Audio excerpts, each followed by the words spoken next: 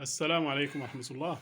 إخواني، اليوم أتيتكم بوصفة من الوصفات المفيدة والفعالة في القضاء على ما نعاني منه هذه الأيام بسبب جو الشتاء والكحة والسعال والنزلة الشعبية.